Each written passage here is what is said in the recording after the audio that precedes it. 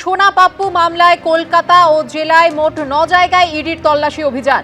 Fund রোডে শান্তনু সিনহা বিশ্বাসের ফ্ল্যাটের ওপর তলার ফ্ল্যাটে তল্লাশি, সেই সঙ্গে চক্রবেরিয়া, রয়েট স্ট্রিট ও কসবাতেও ইডি তল্লাশি। চক্রবেরিয়ায় ব্যবসায়ী অতুল কাটারিয়ার বাড়িতে ইডি আধিকারিকরা। অন্যদিকে কসবায় কলকাতা পুলিশের সাব ইন্সপেক্টর রুহুল আমিন আলী শাহের বাড়িতে পৌঁছে গিয়েছেন ইডি অফিসাররা। বর্তমানে রিজার্ভ ফোর্সে কর্মরত কলকাতা পুলিশের এই সাব ইন্সপেক্টর। রয়েট স্ট্রিট, সেখানেও একটি হোটেলে চলছে ইডির তল্লাশি অভিযান।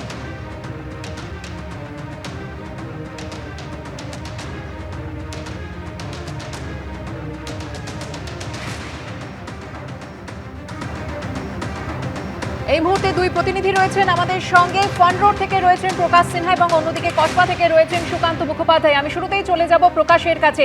প্রকাশ, শান্তনু সিনহা বিশ্বাসের ফান্ড রোডের যে ফ্ল্যাট, তার ওপর তলার ফ্ল্যাটে তল্লাশি চলছে, কি জানতে পারছো এই মুহূর্তে? দেখো, তোমাকে প্রথমেই বলে দিই, আজকে মামলা হচ্ছে সোনা পাপ্পুর, কিন্তু তল্লাশি অভিযান চলছে শান্তনু সিনহা বিশ্বাসের কানেকশনে। অর্থাৎ আরও 6 দিন পর শান্তনু সিনহা বিশ্বাসকে কোর্টে তুলতে হবে, তাকে পেশ করতে হবে এবং এই 6 দিনের মধ্যে তার বিরুদ্ধে আরও বেশি তথ্য প্রমাণ সংগ্রহ করতে চাইছেন ইডির আধিকারিকরা। এবং আজকে যে 9টি জায়গায় তল্লাশি অভিযান চলছে, পুরোটাই হচ্ছে কিন্তু কলকাতা পুলিশের ডিসিপি, যাকে অ্যারেস্ট করা হয়েছে, শান্তনু সিনহা বিশ্বাসের কানেকশনে। তুমি দেখতে পাচ্ছ এই বিল্ডিংয়ে, তোমার মনে থাকবে যে ইডির আধিকারিকরা শান্তনু সিনহা বিশ্বাসের এই ফ্ল্যাটেই কিন্তু তল্লাশি অভিযান চালিয়েছিলেন।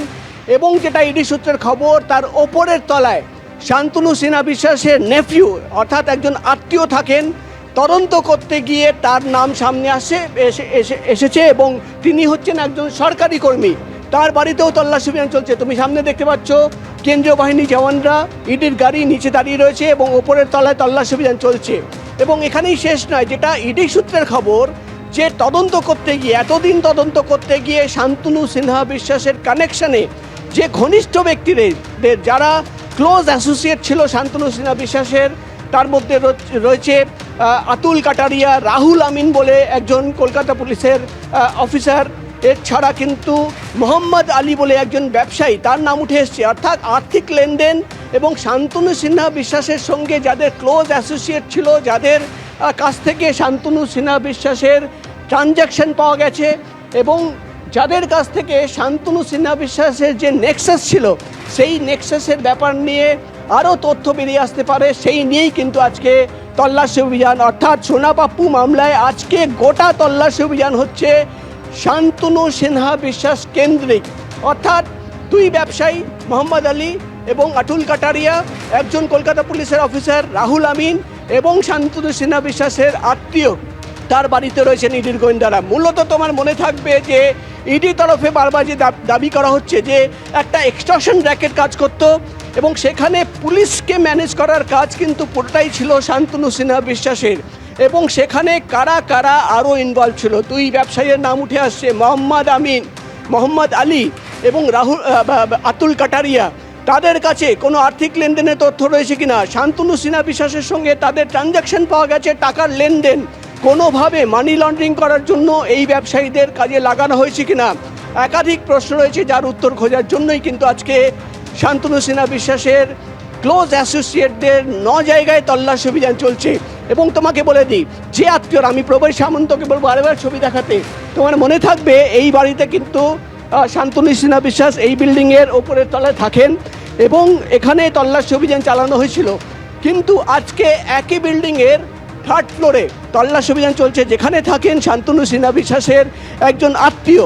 তিনি হচ্ছেন একজন সরকারি কর্মী এবং যেটা ইডি সূত্রের খবর, তদন্ত করতে গিয়ে ইডি আধিকারিকরা সন্দেহ করছেন যে এই ব্যক্তিকে সামনে রেখেও কিন্তু কোনো তথ্য সামনে আসতে পারে এবং তাই জন্য দুই ব্যবসায়ী মোহাম্মদ আলী, অতুল কাটারিয়া, একজন পুলিশ অফিসার রাহুল আমিন এবং শান্তনু সিনহা বিশ্বাসের আত্মীয় একসঙ্গে 9টি জায়গায় তল্লাশি অভিযান। মূলত ইডির আধিকারিকদের চেষ্টা যে এই যে সিন্ডিকেট ছিল, সেই সিন্ডিকেট কিভাবে অপারেট হতো, সেটাই কিন্তু নেক্সাস খুঁজে বার করা।